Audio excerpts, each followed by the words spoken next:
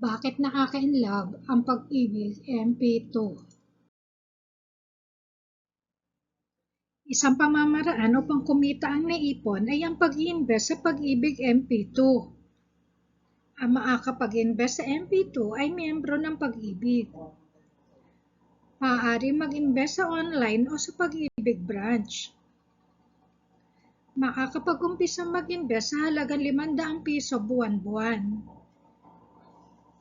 Maaari din mag-invest ng taon-una na may malaking halaga, 5 taon ang kontrata.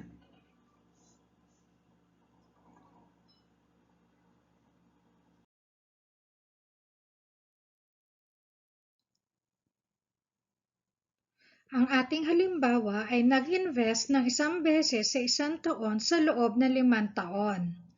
Nagsimulang mag-invest ng taong 2012 hanggang taong 2016. Ang ipon ay 10,000 taon-taon at nakapag-ipon ng 50,000 sa loob ng 5 taon.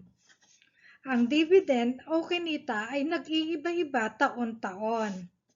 Ang pag-compute ng dividend ay 10,000 times 4.67% equals 467. Ang kinita ng mga sumunod na taon ay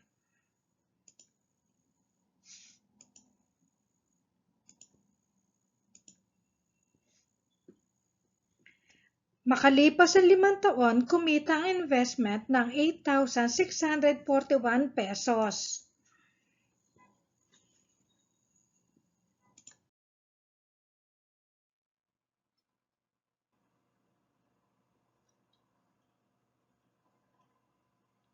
Lumipas ang 5 taon at patuloy na kumikita ang ating naipon.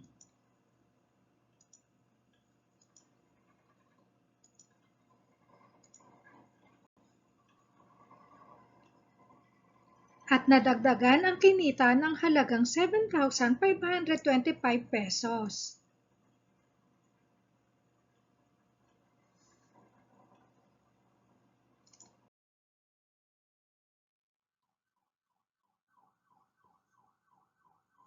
Simula taong 2017 at mga susunod na taon ay matatapos na ang kontrata. Ibabalik na ng Pag-ibig ang ating kapital. Ang pagkakaroon ng record kahalintulad na ating halimbawa ay makakatulong upang maaga nating maaral ang mga susunod na hakbang sa pag-iinvest at pag-iipon upang patuloy na lumago ang ating naipon. Paano makukuha ang dividend? Maaaring kuhanin ang dividend makalipas ang 5 taon, kasabay ng pagbalik ng kapital. O maaaring kuhanin ang dividend taon-taon. Magsadya sa Pag-ibig branch at dalhin ang 2 valid IDs at personal bank account card o passbook. Magdala ng photocopy ng mga ito. Mayroong pipilapan na application for the release of MP2 annual dividends form at isubmit ito upang maiprocess ng Pag-ibig.